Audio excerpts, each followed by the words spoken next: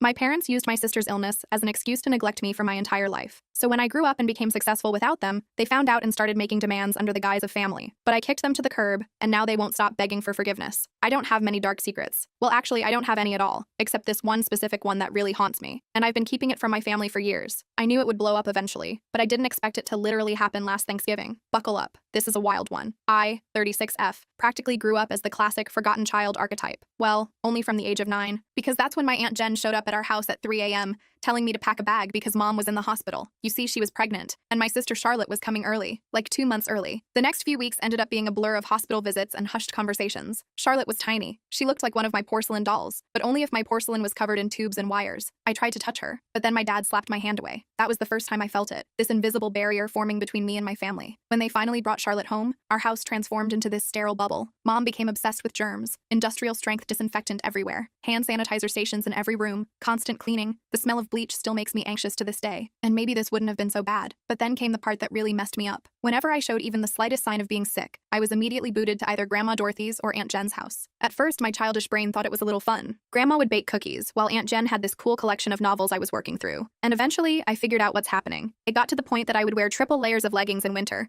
just to avoid getting sick. But still, all their attention went to Charlotte. So I tried to get positive attention. I did everything I could to become my parents' dream child. Straight A's, no cussing, winning every science fair. I even managed to recite 10 different poems in Spanish. And in response, my dad just told me not to recite too close to Charlotte, in case my saliva gets on her and she gets sick. But the real gut punch came when I was 13. I'd spent months teaching myself to play Bridge Over Troubled Water on piano for the school talent show. Charlotte coincidentally had a fever the night of the show. Guess who had no one in the audience? Meanwhile, 2 weeks later, the entire extended family, including both sets of grandparents, showed up for Charlotte's 15-minute recorder recital. Charlotte saw this, and she quickly learned how to work the system. By age 8, she'd outgrown any real health issues. But of course, that didn't stop the performance. Headache? Had to stay home from school. Feeling tired? Someone else, guess who, should do her chores. Worried about a test? Mom would literally call the school to get the deadline extended. I retreated more and more to my bedroom, burying myself in books about art history and antiques. My room became my sanctuary, mostly because Charlotte claimed she was allergic to my vanilla air freshener, so it was the one place she wouldn't go. Then, the tables turned. Instead of avoiding being sent away, I started being grateful. I didn't even care whether it was me or her who got sick, because either way, I'd get sent to Grandma Dorothy, who would actually ask about my day or care what I was up to. She became a sort of motherly figure. She was the one who got me interested in vintage jewelry. Meanwhile, the only time my parents even mentioned my name was to say some BS like,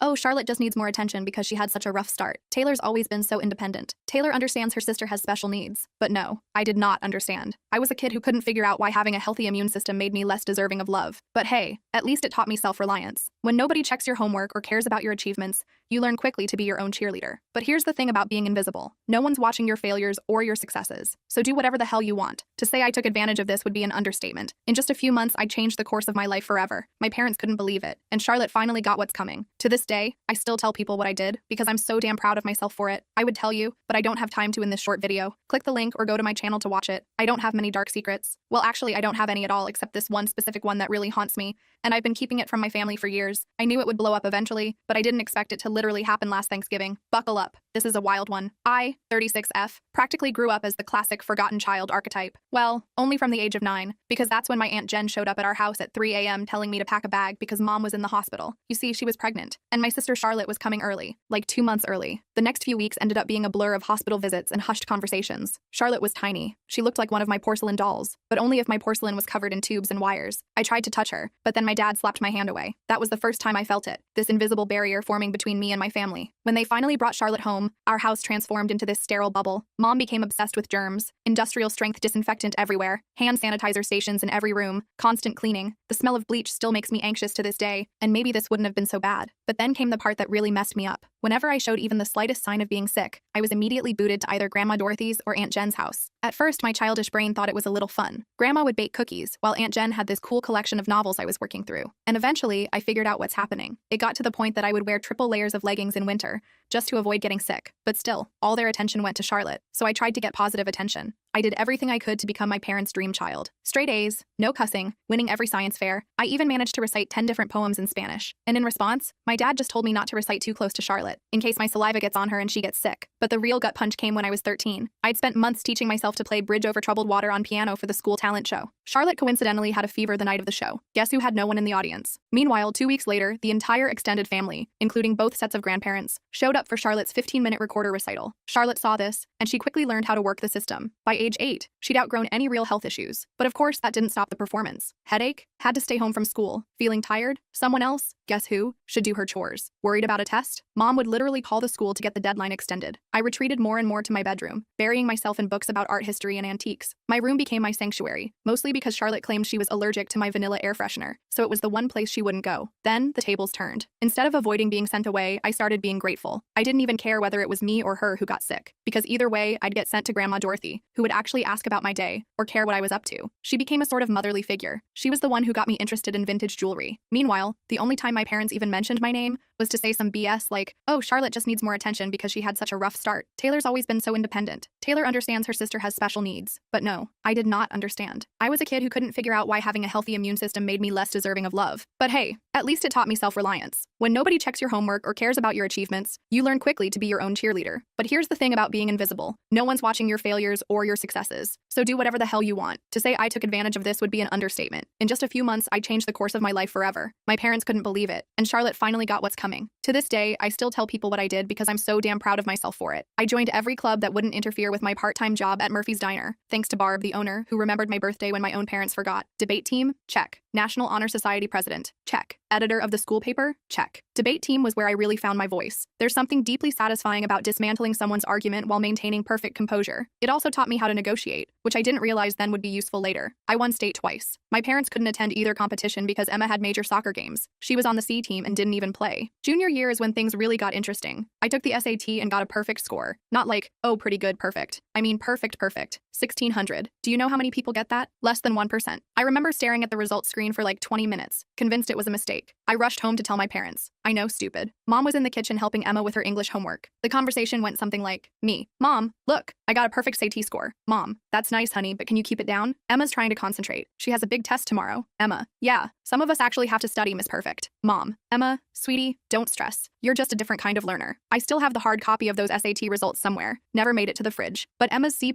in English? That baby got prime refrigerator real estate with a, we're so proud of you, magnet. The college application process was interesting. I applied to 15 schools without telling anyone, wrote all my own essays, gathered my own recommendations, handled all the financial aid paperwork myself. My guidance counselor, Ms. Wilson, was the real MVP. My parents were too busy to help with the FAFSA, so I stayed after school. Then the acceptances started rolling in. Harvard, Yale, Princeton, Northwestern, each one coming with a scholarship offer. I kept them all in a locked box under my bed, knowing what would happen if Emma found out. They'd suddenly make it all about her. But if Taylor goes to Harvard, I'll be all alone. Or some nonsense. The day I got my full ride offer from Northwestern, Emma made junior varsity cheerleading. Guess which one was celebrated with a family dinner? Hint, I had microwave mac and cheese in my room while they went to Olive Garden. But you know what? That scholarship was my golden ticket. Tuition, room and board covered, plus a book stipend. I could finally leave that house where I was either invisible or inconvenient. The day I got my acceptance package, I went to my favorite spot in the local library, a third-floor window seat overlooking the park, and cried for an hour. Not sad tears, relief tears. When I told my parents at dinner I was going to Northwestern, they were concerned. Dad, Northwestern? But that's so far away. What if Emma needs you? Mom, I hope you're not expecting us to help with expenses. Emma's cheerleading competitions are very expensive. Emma, crying. Oh my God, finally. Can I have your room? I need space for my TikTok videos. I worked double shifts at Murphy's Diner that summer to save money. Barb, bless her heart, always gave me extra tips and made sure I got to take home leftover pie at the end of my shifts. She also taught me a valuable life skill, how to spot genuine people in a world full of fakes. Honey, she told me, in diners and in life, the ones making the most noise usually have the least to say. Move-in day at Northwestern? My parents couldn't come because, surprise,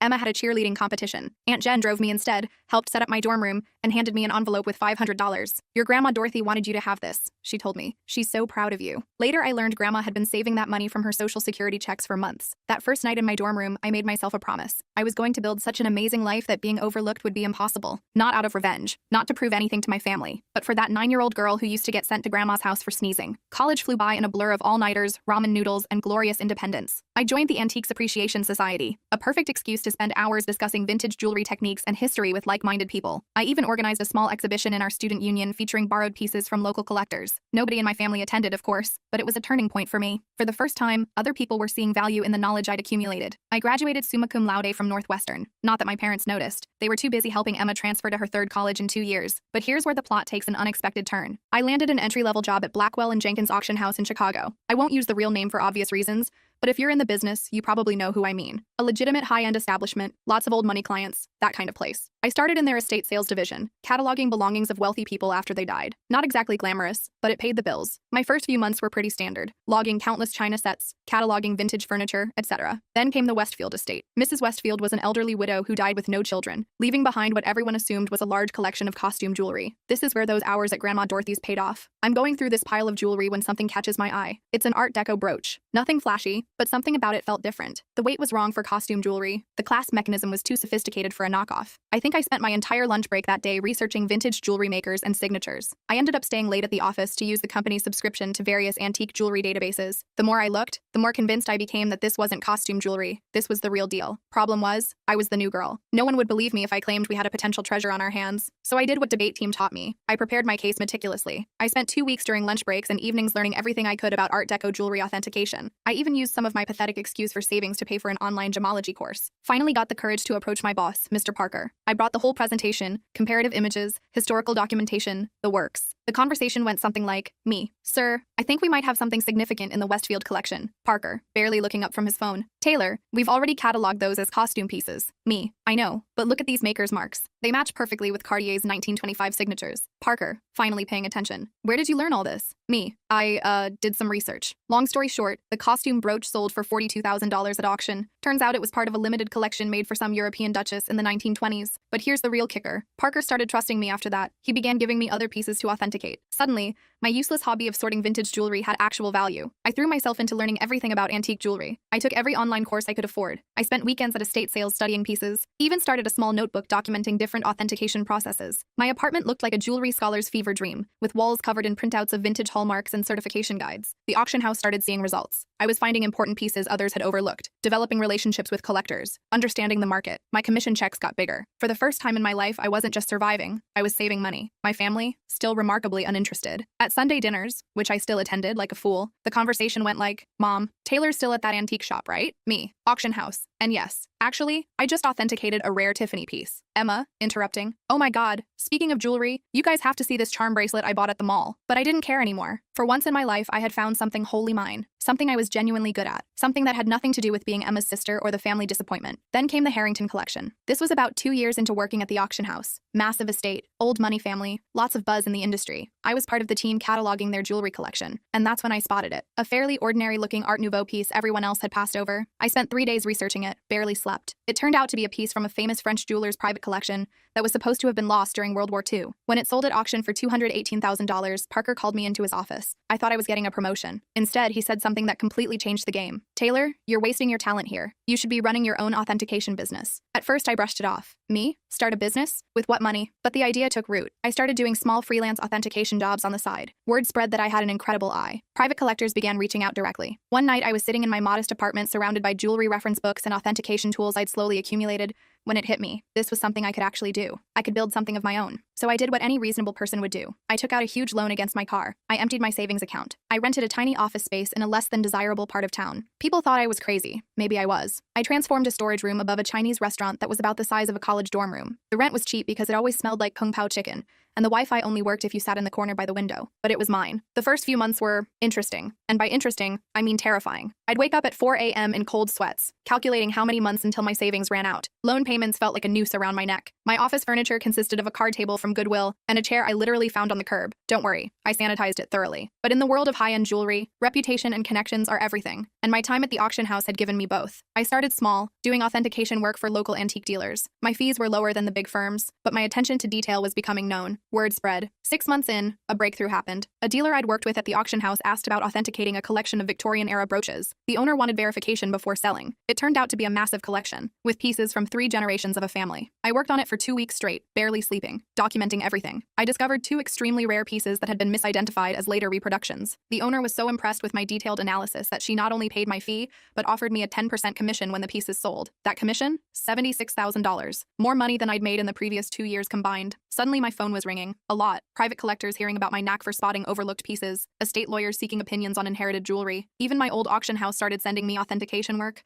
I'm pretty sure Parker was secretly helping spread the word. Thanks, boss. By year 2, I'd hired my first employee, Mia, a recent geology graduate who reminded me way too much of myself at that age. Super smart but overlooked because she was quiet. She's now my head of authentication and worth her weight in gold. The business grew faster than I could have imagined. Moved to a proper office downtown. Goodbye, Kung Pao chicken smell. Built a team of specialists. Developed a reputation for finding lost pieces. You wouldn't believe how many important historical jewelry pieces get misidentified as costume jewelry in people's attics. Around this time, I also had my first real chance to help Grandma Dorothy. She called me one night, clearly uncomfortable about asking for help. Her house needed a new roof, a $15,000 expense she couldn't afford on her fixed income. I transferred the money to her account that night and told her it was an advance against future jewelry consultations. We both knew it was a fiction, but it preserved her dignity while allowing me to help the one person who'd always been there for me. But success came with its own challenges. The bigger we got, the harder it became to keep it a secret from my family. They still thought I worked at that little antique shop. Emma would make these snide comments during family dinners. Emma, Taylor, I have some old jewelry I was going to donate to Goodwill. Maybe your little shop would want it. Me, having just authenticated a $1.4 million Fabergé item that morning. Sure, I'll take a look. Mom still introduces me to everyone as my other daughter. She works with old jewelry or something. Meanwhile, I was quoted in Forbes, thankfully under my company name, and we just opened our 3rd office. The weird part? Keeping the secret became almost enjoyable, like this private joke with myself. I'd sit at Sunday dinner in my Target clearance outfit, actually Prada, listening to Emma talk about her entry-level marketing job, knowing I'd just closed a deal worth more than her annual salary. I even started playing little games with myself, like wearing authentic Harry Winston pieces to family gatherings to see if anyone would notice. They never did. Emma once spent 20 minutes showing off her expensive $250 Michael Kors watch. I was wearing a vintage Patek Philippe worth more than her car. By year 5, we'd established offices in Chicago, New York, and Boston. I spent more time on airplanes than in my own bed. We built a reputation for discretion. Turns out a lot of wealthy people want their jewelry authenticated without the rest of the world knowing. I met an oil magnate's widow once who arrived after hours through the service entrance, terrified that her stepchildren would discover she was having the family collection appraised before making changes to her will. I've authenticated pieces for celebrities who didn't want the press knowing about their jewelry investments. I've even been flown to foreign countries on private jets to verify collections before major auctions, all while my family thought I was working inventory at some local antique mall. The money was insane. Like, we need to hire a team of financial advisors insane. Still, I maintained a relatively modest lifestyle. I bought a nice but not flashy house in a good neighborhood. I drove a high-end but not obvious car. The only place I truly splurged? My home office. State-of-the-art authentication equipment. The best security system money could buy. A custom-built vault that would make Fort Knox jealous. The irony? They thought I was being frugal to help them. Mom would say things like, "It's so sweet of Taylor to help out. She must be eating nothing but ramen to manage it." Meanwhile, I just authenticated a collection that earned me a commission larger than their mortgage. You know what's strange about success? The more you have, the harder it becomes to explain to people who've always seen you as less than. It's like trying to describe color to someone who's only seen in black and white. They lack the context. By this point, my company was doing extremely well. We had cornered the high-end jewelry authentication market in the Midwest, and our reputation was solid gold, pun intended. But every Sunday, I'd drive to my parents' house for dinner, playing Taylor the modest antique shop worker. The cognitive dissonance was becoming ridiculous. I'd spend my mornings on conference calls with Dubai collectors, my afternoons authenticating million-dollar pieces, and my evenings at my parents' house in carefully selected normal clothes, eating Mom's overcooked pot roast while Emma dominated the conversation with stories of her latest marketing triumph. Usually something like bringing her boss coffee without spilling it. One Sunday stands out particularly in my memory. I had just completed a huge deal, authenticating a missing Cartier piece that had been sitting in someone's safe deposit box for 40 years. The commission alone? 7 figures. I drove straight from the meeting to my parents' place, still buzzing from the successful authentication. Mom, Taylor, honey, is everything okay? Your clothes are looking a bit worn. Me, oh, trying to save money, wearing a $2,800 cashmere sweater I'd purposely chosen for its understated look. Emma, well, if you'd gotten a real job instead of playing with old jewelry. Dad, Emma, be nice. Not everyone can be as successful as you. I nearly choked on my pot roast trying not to laugh. The anonymous transfers, monthly payments to my parents, began around this time. Aunt Jen told me they were struggling to pay Emma's student loans and medical bills. Mom casually mentioned they might have to sell the house. I couldn't let that happen. Despite everything, it was still the home I grew up in. So I started an anonymous monthly transfer of $5,000 to their account. When questioned, I claimed I was giving $1,000 by living on rice and beans. They assumed the rest came from Aunt Jen or other family. Emma, of course, took credit for inspiring family members to help. The money helped, but it also had unexpected consequences. My parents began treating me with this weird mixture of pity and patronizing pride, like I was some noble poverty case, sacrificing everything to support the family. Meanwhile, Emma's spending became more extravagant. She'd show up for dinner with new designer bags, claiming they were outlet finds. They weren't. I can spot an authentic Gucci from 20 paces. She started taking lavish vacations and bragging on Instagram about her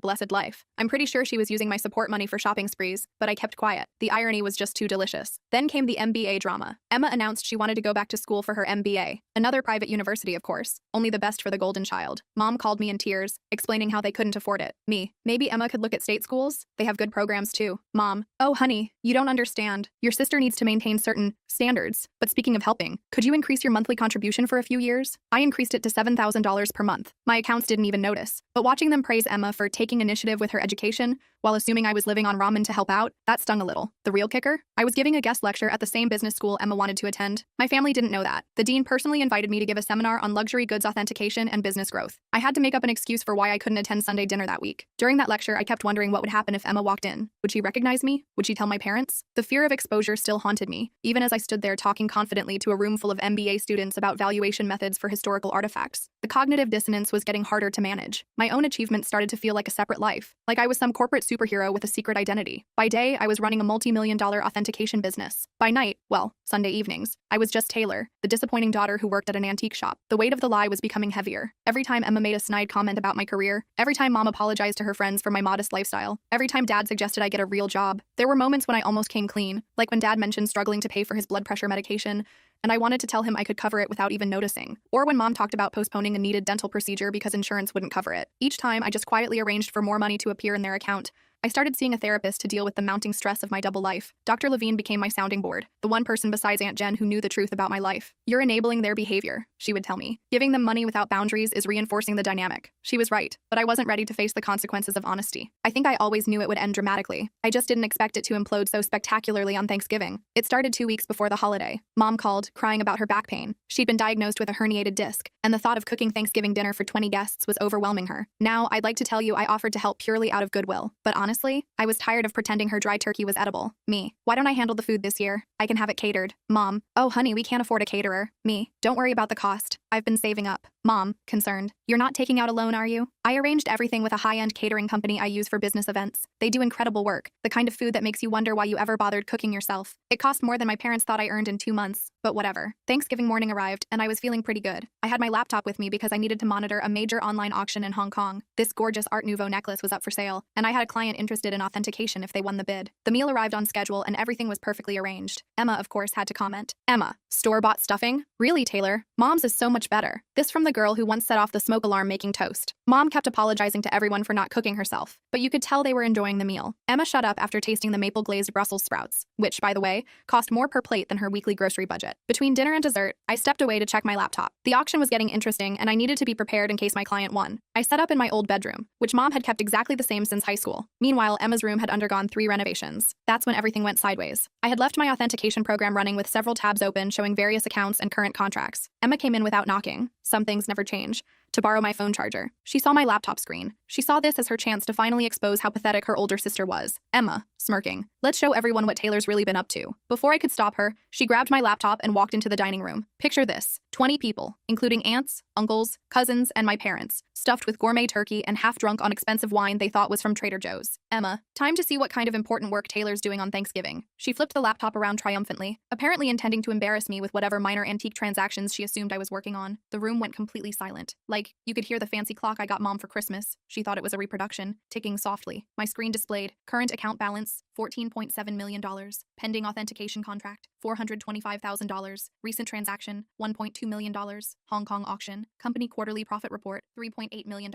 Emma's face cycled through 5 different emotions in 3 seconds. The final one landed somewhere between shock and nausea. She actually swayed slightly on her feet. Emma whispers, "This can't be right." Mom. Emma, honey, what is it? Emma, voice cracking. She's rich. Taylor's rich. If possible, the silence deepened even further. Then Mom started laughing, like, really laughing. Mom, don't be silly. Taylor works at that little antique shop. I stood up carefully, smoothing out my basic cashmere sweater that cost more than their monthly mortgage. Me. Actually, Mom, I own one of the largest jewelry authentication companies in the country. Have for years. Those antique shop comments? I authenticate pieces worth millions. That little business you never asked about? It has offices in 3 cities. Dad choked on his drink. Aunt Jen dropped her fork. Uncle Dave started coughing violently. Then Mom's laughter transformed into something else. Her face turned red, then purple. She stood up so fast her chair fell over. Mom, screaming, "You have millions, and you let us struggle." Me. Struggle? I send you $7,000 every month. Mom, while sitting on millions, your sister has student loans. So there it was. Not congratulations. Not, wow, we're so proud. Just outraged that I hadn't given them more money. Emma started crying. Surprising, I know. Sobbing about how she deserved to know and how I'd betrayed the family. Dad joined in. Dad, how could you be so selfish? We're your parents. We raised you. That's when I lost it. Years of being overlooked. Years of dismissal. Years of being treated as the family disappointment. It all came pouring out. Me. Raised me? You shipped me off to grandma's every time I sneezed. You missed every achievement, every award, every milestone because Emma might feel left out. You never saved saved a penny for my college but took out loans for her private school. And now you're mad that I built something for myself? The next 5 minutes were chaos. Mom screaming about family obligations, Dad yelling about ungrateful children, Emma alternating between sobbing and demanding to know exactly how much money I had. Meanwhile, the fancy catering team tried to serve dessert while looking extremely uncomfortable. I grabbed my laptop, took my Hermes bag, which Mom had previously complimented as a nice knockoff, and walked out. Behind me, I could hear Mom already discussing how to spend my money, something about Emma's MBA and a new car. As I drove home in my sensible car, a limited edition BMW,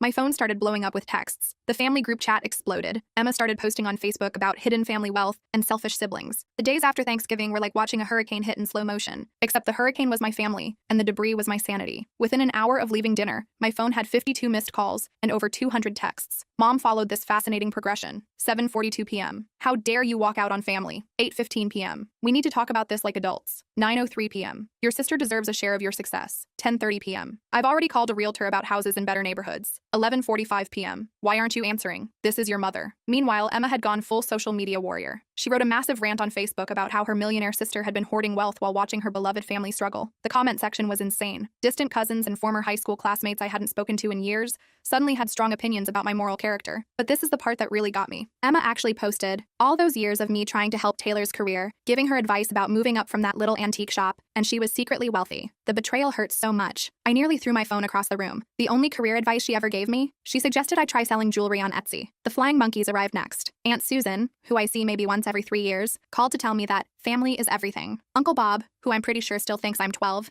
emailed me a lengthy lecture on the importance of sharing wealth. Even my third cousin's wife's sister, how did she get my number, felt compelled to share her thoughts on family obligation. But the real fun began when they showed up at my workplace. I walked in Monday morning to find Mom, Dad, and Emma sitting in our reception area. They told Jenny, my receptionist, they had an appointment for authentication services. Emma clutched her Michael Kors bag like it was actually worth something. The conversation went about as well as you'd expect. Mom, we've discussed it as a family. Me, a family discussion without the family member you're discussing? Mom, ignoring me. And we think it's only fair that you set up trust funds for everyone. Emma, I need at least $2 million to start my new life properly. Dad, and your mother and I would like to retire. We're thinking a beach house in Florida. Me, did you miss the part where I've been sending you $7,000 monthly? Emma, that's nothing compared to what you have. You owe us. Me, I owe you? For what exactly? The years of being ignored? The missed graduations? The constant comparisons? Mom, don't be dramatic, Taylor. We gave you everything. Me, no, I gave myself everything. And you know what? I'm done. Right there in my own office lobby, I took out my phone and canceled the monthly transfers to their account. Mom gasped like I'd slapped her. Emma started her fake crying routine but quickly stopped when she saw it wasn't working. Then things got ugly. They refused to leave. I had to call security. Watching my 60-year-old mother being escorted out while screaming about ungrateful children was surreal. Jenny asked if I wanted to press charges. I said no, but I did have their names put on the building's do not admit list. The harassment continued for weeks. New phone numbers, fake email addresses. They even tried to reach me through my company's customer service. I finally had to issue a formal legal notice threatening harassment charges. Mom then played her final card. She called Grandma Dorothy. But here's the thing about Grandma Dorothy. She's smarter than all of them combined. Her response? Good for Taylor. About time someone in this family succeeded on their own terms. Mom didn't speak to her for 2 months after that. It's been 6 months since Thanksgiving. I moved to a new house with better security. Changed all my numbers. The company? We're doing better than ever. Turns out my family drama attracted several high-profile clients who respected my discretion in the situation. Emma continues to post passive-aggressive updates about toxic wealth and family betrayal. From what I hear, she's starting her own jewelry authentication business. Good luck with that. Mom and Dad finally stopped trying to contact me when my lawyer sent them an official letter